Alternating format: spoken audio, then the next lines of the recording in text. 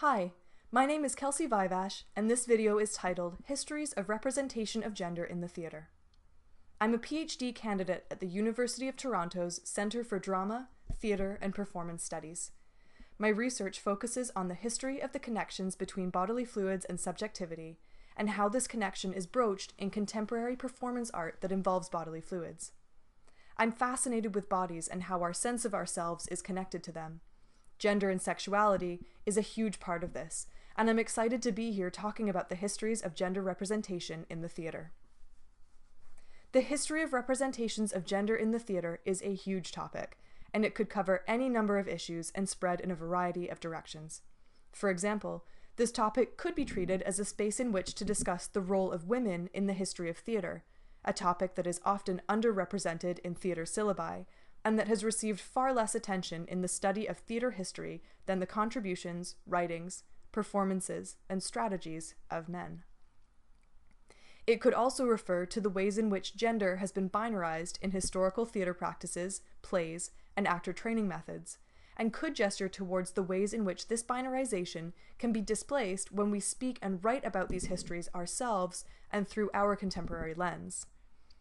Or the topic could dig into this binary, examining the ways in which it has been maintained and/or complicated by historical theatre practices such as casting young boys to play women's roles in English theatre pre-1660, or the common trope of the breeches role once women were allowed to perform. With that in mind, and also considering that we understand theatre history to start in ancient Greece, this video seems awfully short. The introduction that I give here will be a truncated one, and it will focus on particular historical moments in which especially interesting or relevant representations of gender took place. I will aim to approach this topic from a broad standpoint, acknowledging that there are a number of different directions this topic could extend in. I'd also like to acknowledge that due to the time constraints of this video, the examples I give below are representative only of Western theatre traditions. I will, however, provide links to information regarding the theatre practices of other cultures in the website attached to this project. If you're interested in this topic and would like to research it in more depth, there are resources available on the website associated with this video. What makes the history of gender representation in theatre such a difficult topic to cover is, in part, the prevailing nature of the erasure of women in historiography.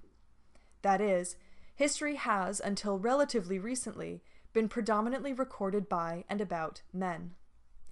Complicating this even further is the fact that historically, gender has been discussed predominantly in binary terms, and so writing a history of non-binary genders in theatre practice is extremely difficult due to the ignorance, erasure, and persecution of these identities by the status quo. Because of this, the history that I examine here will largely adhere to binaristic descriptions of gender in terms of men and women. Thankfully, I will be able to discuss gender in more fluid terms in Gender and Sexuality 2, Gender Minoritization in Contemporary Theatre Practice. The result of all this inequality and misunderstanding is that current understandings of theatre history rely on texts that are exclusionary and that tell only a fraction of the story of theatre's history as it pertains to the populations in any given historical period. For example, they leave out women playwrights whose works may have been performed in private settings in favor of the work of male playwrights whose work was performed in public and was more commercially successful. This means that often, the female characters we study in our theatre history courses are written by men, and that therefore the historically staged voices of women are not actually women's voices at all. In order to understand how this exclusion emerged, let's start at the beginning, or at least a beginning. Ancient Greek theatre is an important starting place, not only because it's where we commonly understand theatre to emerge from, but also because ancient Greek plays have had a surprising influence on other theatre histories, including via their appropriation by the Romans, their re-emergence in the neoclassical period, and even their reperformance today. Ancient Greek theatre embodies an interesting contrast when it comes to representations of gender. On the one hand, women are broadly disparaged in important and influential documents, such as Aristotle's Poetics, a collection of his lecture notes that discuss drama and poetry, and that is currently the oldest surviving document pertaining to dramatic theory. In this document, and in discussing the 4 items that Aristotle opines must be paramount in writing a character. He submits that, quote, "First and foremost, a character must be good. This rule is relative to each class. Even a woman may be good and even a slave, though the woman may be said to be an inferior being and the slave quite worthless," end quote. And also, quote, "The second thing to aim at is propriety. There is a type of manly valor, but valor in a woman or unscrupulous cleverness is inappropriate," end quote. Statements like these set gender up as a strict binary, and overtly place women beneath men while covertly solidifying this hierarchy by ascribing traits such as valor and cleverness only to men. Moreover, other germinal documents from this period reflect and reify this view. In Politics, Aristotle plainly states, quote, "The male is by nature superior and the female inferior, the male ruler and the female subject," end quote. And also in Hippocrates' medical doctrine, which was based on the humors and practiced widely from ancient Greece until the 19th century, women's bodies are theorized as cool, moist, and porous, and therefore less perfect and complete than male bodies. On the other hand, however, there are numerous plays from this period that feature strong female leads, and whose popularity endures in today's theaters due, in part, to the robust nature of these women. In Euripides' Iphigenia, for example, after Agamemnon is ordered to sacrifice his daughter Iphigenia in order to please the gods and allow his army to sail to Troy, Iphigenia chooses to submit to the sacrifice honorably, effectively placing the good of her family and her country above her own life. Likewise, in Antigone, when Creon, as the king of Thebes, orders that Antigone's brother Polynices be left to rot dead in the streets as a traitor, Antigone exemplifies strength and loyalty by ensuring a proper burial for him, despite the risk to her freedom and eventual sacrifice of her life in order to do so. In fact, there has been a relatively recent interest in resurrecting and rewriting Greek plays to reflect the perspectives of female characters whose roles are secondary in their original play texts. Examples of these include Timberlake Wertenbacher's The Love of the Nightingale and Margaret Atwood's The Penelopiad. I will speak about these in detail in Diversities in Gender and Sexuality too.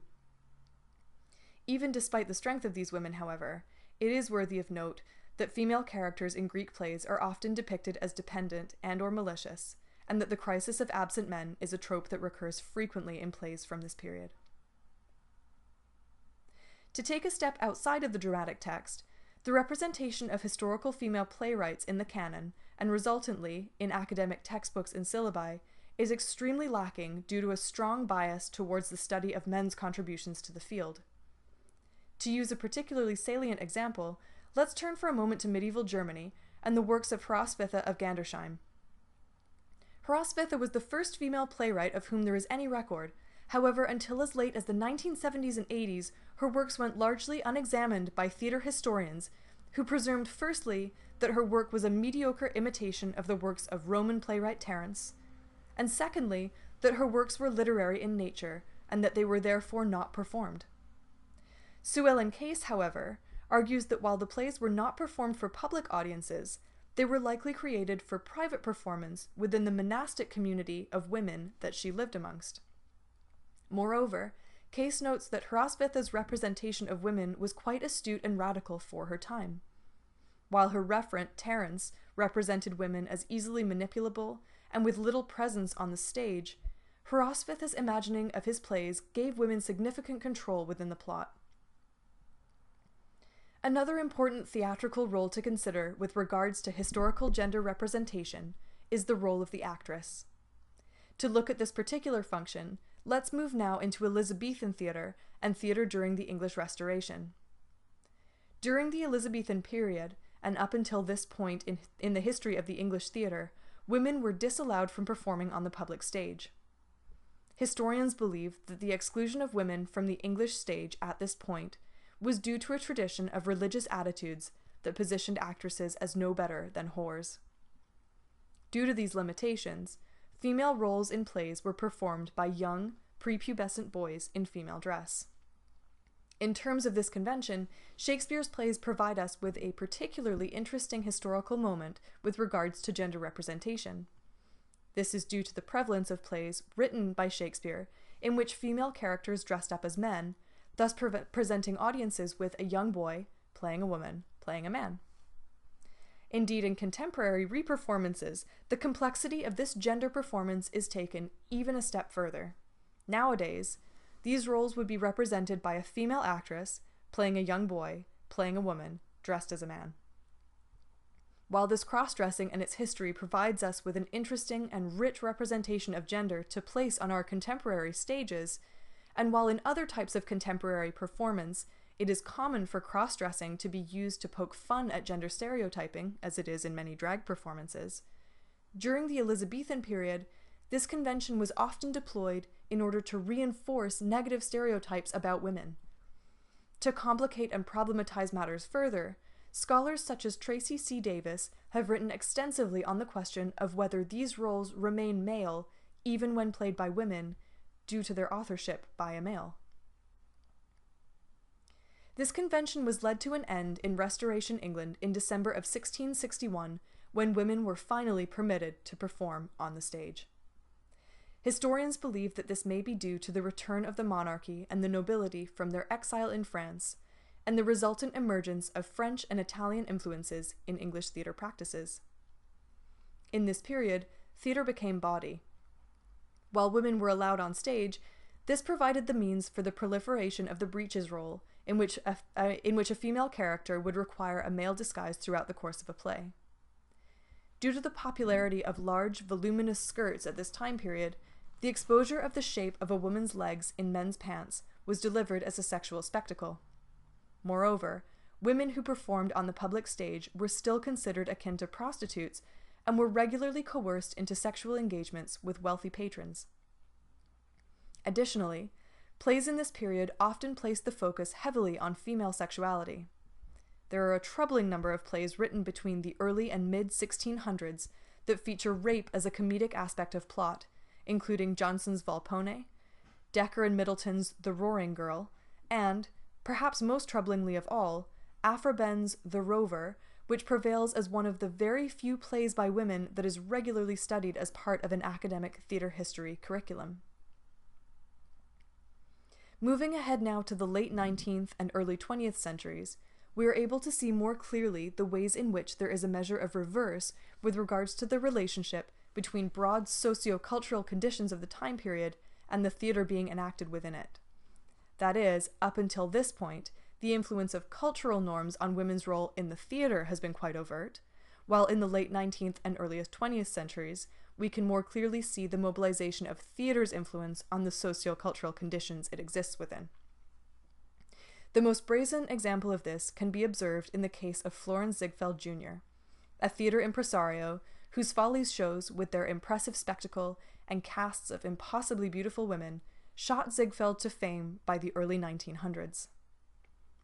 Ziegfeld was extremely exacting in the casting of women for these revues, and retooled his selection criteria regularly until, by 1922, his standards for a performer were that her height be 5 feet 5.5 inches, her weight 125 pounds, and her feet a size 5. As well, to quote Susan Glenn, the height should be about 7.5 times the length of the head should be 4 times the length of the nose, and when the arms are hanging straight at the sides, they should be 3/5 of the body. Moreover, Ziegfeld assessed that beauty and intelligence were rarely found together, and that in accordance with his stringent prescriptions, only 5% of American women were beautiful. The standards that Ziegfeld set for his performers became the predominant standards of American female beauty, and, in conjunction with the reifications and elaborations of later developments, such as Barbie dolls, Playboy magazine, Disney princesses, and the sexual revolution, these standards are still extremely predominant today. The result of this permeation of Ziegfeld's requirements of women from the theatre world to the general population was, and is, that the representation of women in the theatre became the representation of women out of the theatre too. A history such as this one, rife with inaccurate and problematic representations, as well as exclusion and erasure, leaves us with a number of questions with regards to how we move forward in a positive way. For example, How do we stage contemporary adaptations of historical plays without reifying historical biases and prejudices? How do we enact historical biases without reinscribing them? Can we accomplish this? What are the ethical requirements for teaching historical plays that contain representations that we currently understand to be ignorant and regressive? And what are the ethical implications of training our bodies to perform in historical works of drama?